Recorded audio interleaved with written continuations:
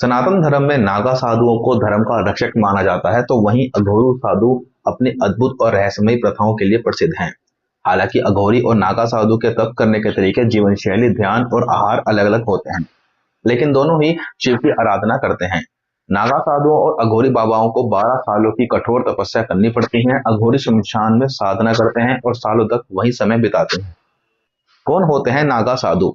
साधु संतों में नागा साधुओं की चर्चा जरूर होती है। नागा साधु कपड़े नहीं धारण करते, वह कड़ाके की ठंड में भी नग्न अवस्था में ही रहते हैं। वह शरीर पर धुनी या भस्म लगाकर रहते हैं। नागा सन्यासी पूरा जीवन नग्न अवस्था में ही रहते हैं।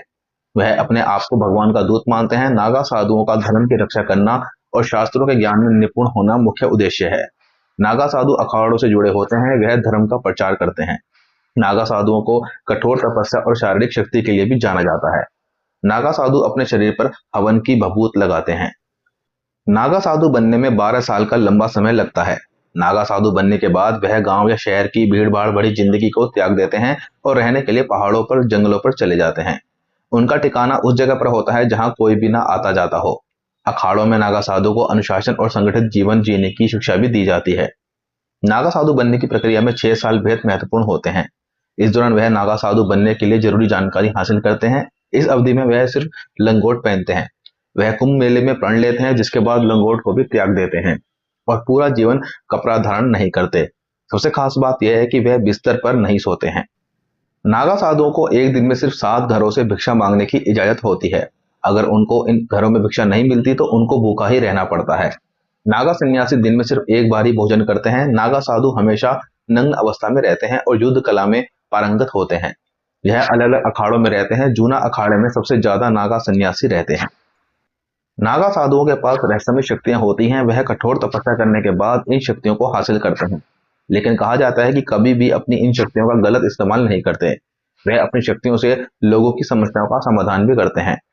हिंदू धर्म में किसी भी इंसान की मौत के बाद उसके मृत शरीर को जलाने की मान्यता है, जो सदियों से चली आ रही है। लेकिन नागा साधुओं के शव को नहीं जलाया जाता। नागा सन्यासियों का मृत्यु के बाद भू समाधि देकर अंतिम संस्कार किया जाता है।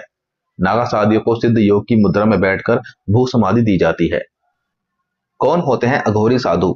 अघोरी साधुओं की उनकी अद्भुत और रहस्यमय प्रथाओं के लिए जाना जाता है। मानव खोपड़ी अघोरी साधुओं की खास निशानी होती है।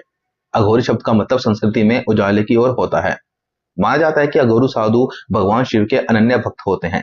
वह अपने साथ मानव खोपड़ी रखते हैं, जो उनकी भक्ति का प्रतीक है। बताया जाता है कि वह मानव खोपड़ी में ही खाना खाते हैं। भगवान दत्तात्रेय की अघोरी साधु का गुरु माना जाता है। भगवान दत्तात्रेय को भगवान शिव, विष्णु और ब्रह्मा का अवतार भी कहा जाता है।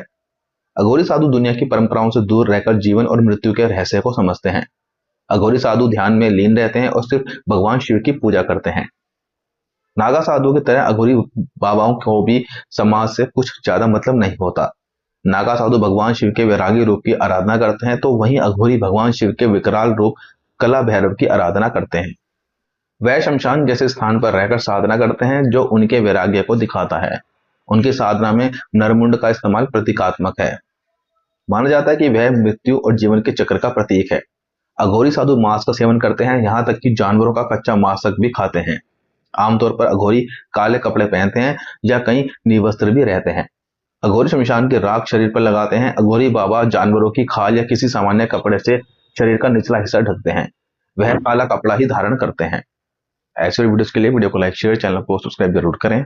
धन्यवाद।